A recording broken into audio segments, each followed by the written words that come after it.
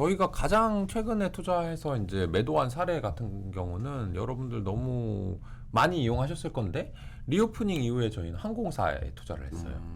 항공사에 왜 투자를 했냐면 여행을 너무너무 가고 싶은데 몇 년 못 갔단 말이에요. 그러니까 보상 심리가 있는 거예요. 그분들 마음속에. 근데 티켓 값이 올라도 난 꼭 가야 되겠어. 그러니까 2배, 3배 티켓 값을 지불하고 이제 떠난단 말이죠. 근데 실제로는 여러분들이 2배, 3배 지불할 만한 여력이 생긴 건 아닙니다.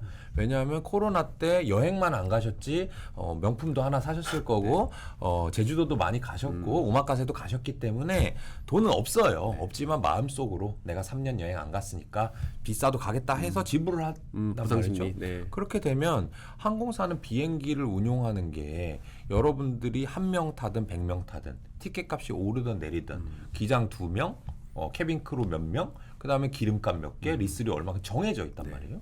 근데 티켓 값이 막 올라가고 원래 코로나 때 텅텅 비어서 가던 이 비행기가 가득가득 차니까 돈을 상당히 많이 벌 수밖에 없는 거죠. 이거는 아마 기자님도 그렇게 생각을 해본 적이 분명 있을 거고, 그래서 투자를 해보겠다까지 연결을 안 했을 했죠. 뿐이죠. 네. 근데 저는 원래 하는 일이 투자하는 일이고, 그런 걸 상상해보고 그게 미래가 맞춰지는 면 너무 재밌거든요. 짜릿하거든요. 근데 더 좋은 건 그 미래를 맞추면 돈까지 따라와요. 네. 그러네. 그러니까 이 주식이 끊을 수가 없는 네. 마약 같은 이 존재인데, 여기서 한 가지만 이제 추가를 해서 말씀을 드리면, 그래서 항공사 사신 분들 많을 거예요. 주식 하시는 분들. 야, 비행기가 비싸졌네. 그래서 여러분들이 뭐 샀냐면, 아마 대한항공, 아시아나항공 그렇죠. 사셨을 거예요. 주가 하나도 안 올랐습니다. 그리고 또 조금 공부하신 분들은, 그래, 미국 항공사를 사보자. 아메리칸, 유나이티드 주가 하나도 안 올랐어요. 이런 대형 항공사가 아닌가? LCC를 사보자. 그래, 저비용 항공사, 제주항공 주가 하나도 안 올랐어요. 뭐가 오를지 모르는데 김현준이 유튜브 나와서 자꾸 항공사 사라고 하니까 전 세계 항공사 ETF를 사보자. 네. 제츠라고 있어요. JETS. 하나도 안 올랐어요. 저희는 전 세계에서 가장 오를 만한 항공사를 찾았거든요. 네. 그게 그리스에 있는 항공사예요. 그리스요? 그리스 가보셨나요? 한 번도 안 한 가봤습니다. 번도 안 가보셨죠? 네. 그리스에 투자한 사람 들어본 적 있으세요? 아니요? 그리스의 거래소 이름 뭐게요? 모르겠어요. 아테네 거래소입니다. 아테네 거래소. 예. 그리스 아테네 거래소에 있는 에이지안 에어라인스라는 회사가 있는데, 예. 그 회사는 이 아테네까지 가는 것 말고 아테네에서 다른 섬으로 가는, 그리스가 일종의 열도 같이 생겼거든요. 네네네. 그 섬으로 가는 걸 독식하고 있어요. 뭐 시칠리아 섬 같은 데 가고 맞아요. 이런 산토리니 가고 이런 거는 에이지안 에어라인스를 탈 수밖에 없게 네. 해놓은 국적 항공사예요.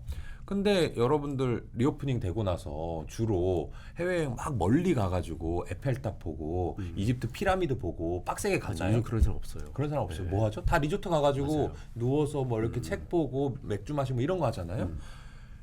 유럽 사람들 똑같고, 유럽 사람들이 가장 가고 싶어하는 휴양지가 그리스예요. 그러니까 그리스의 그 아테네 거래소에 있는 에이지안 에어라인스는 주가가 오를 수밖에 없었던 거고, 여러분들 모두가 아는 대한항공, 아시아나항공은 물론 과거보다 좋아졌지만 그걸 모두가 알고 있기 때문에 주가가 더 이상 오를 여지가 없었던 거거든요. 이런 것들을 저희는 매일매일 찾고자 노력을 하고요. 네. 오늘도 느끼시는지 모르겠지만 제가 PD님, 작가님, 기자님이 어떤 옷차림을 하고 있는지, 어떤 시계를 쓰는지, 어떤 펜, 어떤 핸드폰을 쓰는지 그걸 관찰을 하고 있어요. 그러면서 이 사람들이 이런 거 쓰는구나. 왜냐면 저는 몸이 하나니까, 핸드폰도 하나밖에 없고, 그리고 나이 많은 아저씨니까 젊은 친구들의 그런 취향을 모르잖아요. 그럼 또 지하철 타고 가면서 이렇게 보는 거예요. 그럼 보면 옛날에는 게임하는 사람 많았거든요. 네. 근데 요새는 지하철에서 뭐 하죠? 주로? 넷플릭스 보지 넷플릭스, 않나요? 유튜브 보잖아요. 네. 그런 식으로 그쪽에 돈이 온마 간 거예요. 그런 것들을 관심 있게 보면 그게 돈으로 바뀝니다. 약간 그 코난 같잖아요. 명탐정 코난. 맞아요. 제가 이 형사, 네. 그다음에 탐정, 기자, 그다음에 투자자는 하는 일이 똑같다고 봐요. 네. 근데 그거를 하는 결과물이 다른 거죠. 기자는 탐구를 하고 파헤쳐가지고 글로 써서 반향을 일으키는 거고, 이 탐정 같은 경우는 그걸 해가지고 결국에 범인을 잡는다든지 뭔가 문제를 해결하는 거고, 저는 그걸 가지고 돈으로 바꾸는 거예요. 근데 같이 연구를 똑같이 하시는데 돈이 많은 게 좋지 않습니까? 제가 원래 꿈이 기자였는데, 진짜요? 네, 예. 기자는 이제 그것 때문에 안 한 건 아니지만, 네. 못한 거지만, 기자는 열심히 파헤치지만 추가로 성과급이 나오지는 않는 걸로 알고 있습니다. 네. 아니 뭐 성과금 나와요. 네, 뭐 많이 안 나와서 국회의원이 그렇죠. 되기 네. 전까지는 뭔가 이런 금전적인 또는 이런 것들은 커지진 않더라고요. 네. 근데 투자자 같은 경우는 똑같이 파헤치는데 그게 돈으로 돌아오니까 일거양득이겠구나 네. 해서 이 일을 하고 있죠. 그렇구나. 아 기자 잘못했나? 그 아까 전에 이제 우리는 잘하는 것만 한다라고 하셨잖아요. 그럼 또 이게 아까 한국 얘기하셨으니까 그리스를 아시는 분이 뭐 직원 중에 있으셔가지고 아니요, 하신 거예요? 전혀 없죠. 그러니까 저희가 해외 투자도 하는데 해외 투자 한다고 하면 그 질문 제일 먼저 나와요. 너 그리스는 가봤냐? 네. 안 가봤습니다. 너 그리스 말 할 줄 아냐? 몰라요. 근데 그거랑 상관이 없어요. 제가 뭐라고 말씀을 드리냐면 우리 한국인이잖아요. 네. 한국말 쓰잖아요. 그래서 기자님한테 이 질문은 해당이 안 되고 여러분들한테 질문을 해볼게요. 여러분들 한국 사람이고 한국의 제일 큰 기업 삼성전자잖아요. 삼성전자가 디램 반도체랑 낸드 플래시 어떻게 만드는지 정확히 설명할 수 있으신 분 댓글 달아주세요. 없죠.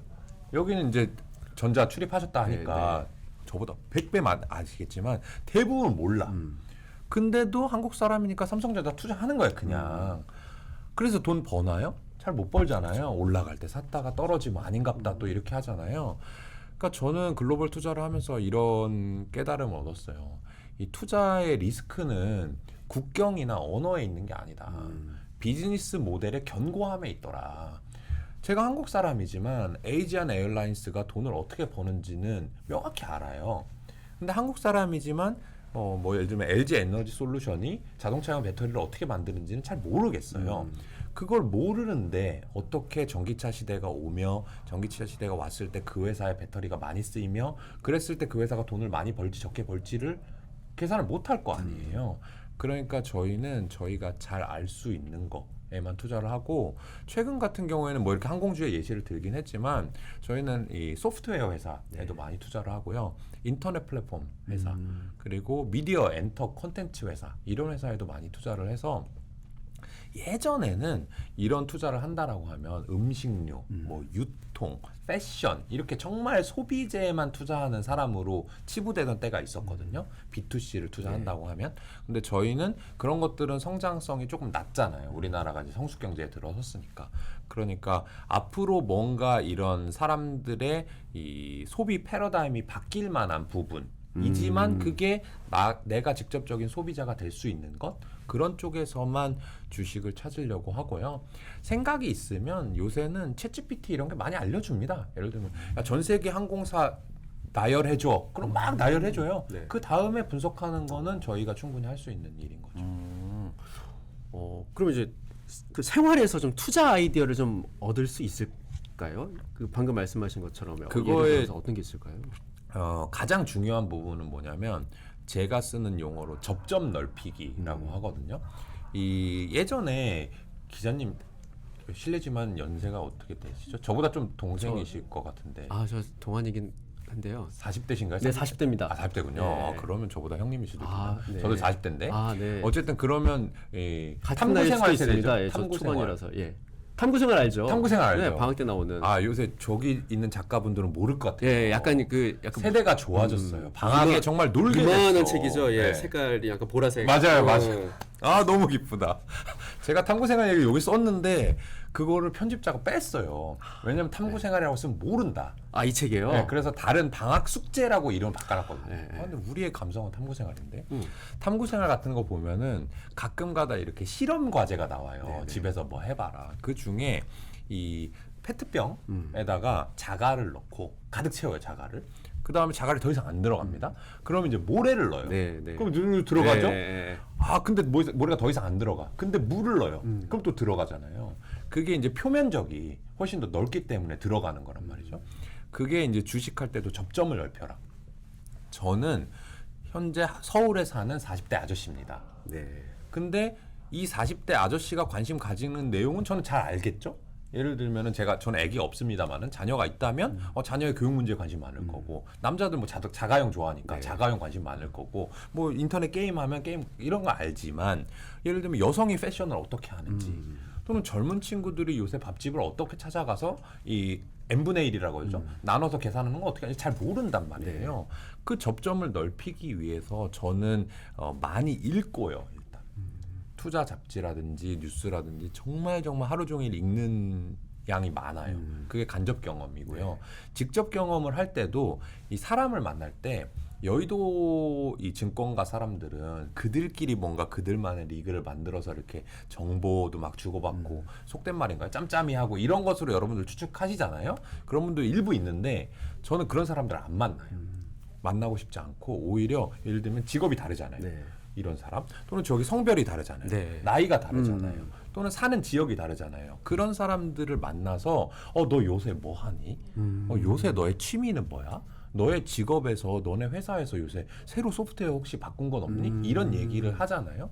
근데 인간은 이 사회 이 서로 커뮤니케이션 할 때 자기에 대해서 물어봐 주는 걸 참 좋아합니다. 맞아요. 네. 네. 그렇죠? 보통 여러분들이 누구랑 친해지고 싶잖아요. 그럼 막 가르쳐 주고 자기 얘기 하지 마세요. 뭐 정보 주려고 하지 말고 그냥 특히 어르신들 있잖아요. 네네. 어르신 예전에 그 사업하실 때 있잖아요. 맞아요. 이거 하면 그냥 우르르 나와요. 대화의 주인공이 나야 돼. 맞아요.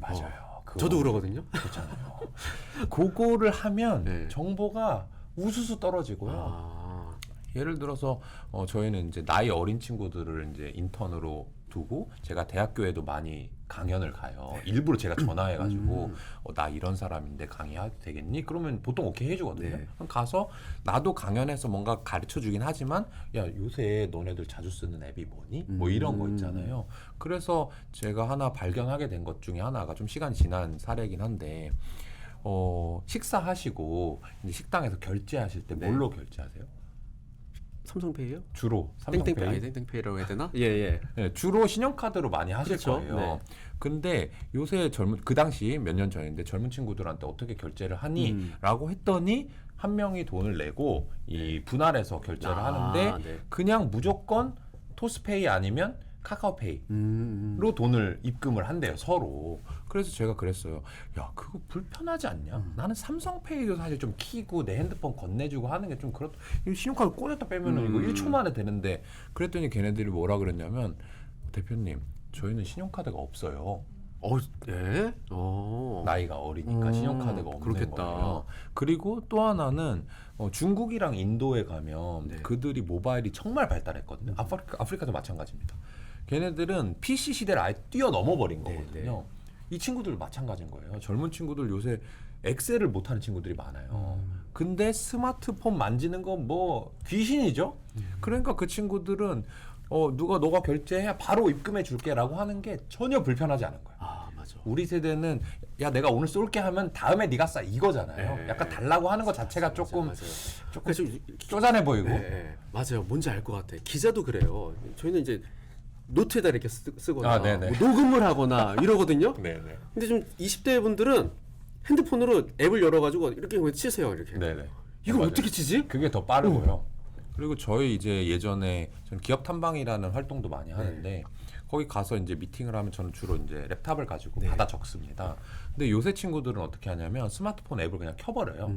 저는 약간 이 스마트폰을 꺼낸다는 행위 자체가 이 상대한테 조금 결례가 아닌가 하는 이제 마음을 가지고 있단 말이에요. 근데 젊은 펀드 매니저들은 안 그래요. 그냥 핸드폰을 올려놓습니다. 녹음 켜서 올려놓고 그럼 녹음이 다 되잖아요. 그럼 그거를 받아 적는 게 아니고 다시 듣는 게 아니고 그거를 이 네이버 클로바라는 앱에 그냥 넣습니다. 네. 그럼 쫙 나와요. 풀어주죠. 딕테이션이 돼요. 그걸 챗GPT에 옮겨서 요약을 쫙 돌립니다. 그걸 가지고 저한테 보고서를 써오는 거예요. 그런 걸 보면 저는 야 챗GPT로 돈 벌 수 있는 회사 뭐가 있지? 이런 네이버 클로바라는 딕테이션 앱이 앞으로 돈이 되려면 어떤 조건이 갖추어져야 되지? 이런 거에 대한 호기심이 항상 있기 때문에 좀 접점만 넓히다 보면 몇 번에 한 번 정도는 이제 투자의 기회로 연결이 됩니다.